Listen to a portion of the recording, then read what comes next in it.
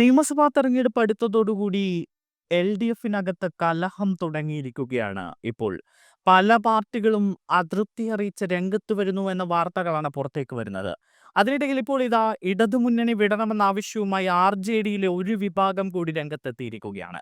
Party യോഗത്തിൽ 4 ജില്ലാ കമ്മിറ്റികൾ മുന്നണി വിടണമെന്ന ആവശ്യം ഉന്നയിച്ചു എന്നാണ് റിപ്പോർട്ട്. തിരുവനന്തപുരം, കോട്ടയം, എറണാകുളം, തൃശൂർ കമ്മിറ്റികളാണ് യു.ഡി.എഫിലേക്ക് പോകണമെന്ന നിലപാടെടുത്തത്. സംസ്ഥാന സെക്രട്ടറിമാരായ എൻ.കെ. വത്സൻ, യൂജിൻ മൊറോളി എന്നിവരും മുന്നണി മാറ്റം ആവശ്യപ്പെട്ടു എന്നാണ് സൂചന. എല്ലാവരും ആർ.ജെ.ഡി സംസ്ഥാന അധ്യക്ഷൻ എം.വി. ശ്രേയാംസ് കുമാറിനെ പിന്തുണയ്ക്കുന്നവരാണ്. എന്നാൽ മുന്നണി മാറ്റം എന്ന ആവശ്യത്തിന് യോഗത്തിൽ ഭൂരിപക്ഷ പിന്തുണ ലഭിച്ചില്ല എന്നും റിപ്പോർട്ടുകളുണ്ട്. നീലലോഹിതദാസൻ നാടാർ, കെ.പി. മോഹനൻ, സലീം മടവൂർ, മനയത്ത് ചന്ദ്രൻ, സഹബാഗ് പുൽപ്പറ്റ തുടങ്ങിയ സംസ്ഥാന നേതാക്കൾ എതിർപ്പറിയിച്ചതായാണ് വിവരം.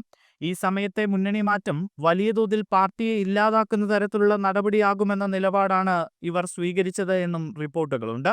എന്നാൽ ഇവിടെ നിന്നാൽ കാര്യമായിട്ടൊന്നും പ്രതീക്ഷിക്കേണ്ട എന്ന നിലപാടാണ് എം.വി. ശ്രേയാംസ് കുമാർ യോഗത്തിലെടുത്തത് എന്ന വിവരവും പുറത്തുവരുന്നു.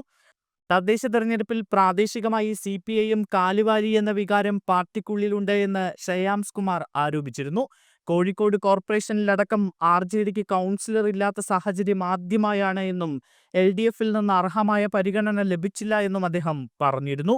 എന്നാൽ മുന്നണി വിടില്ല എന്ന് തന്നെയാണ് നിലപാട് എന്നും അദ്ദേഹം വ്യക്തമാക്കിയിരുന്നു. എൽ.ഡി.എഫിൽ ആർ.ജെ.ഡിക്ക് അർഹമായ പരിഗണന ലഭിക്കുന്നില്ല എന്ന് നേരത്തെയും അദ്ദേഹം ഉന്നയിച്ചിരുന്നു. ഇതിനിടെയാണ് പാർട്ടിക്കുള്ളിൽ ഇടതുമുന്നണി വിടണമെന്ന ആവശ്യം ഇപ്പോൾ ശക്തമാകുന്നത്.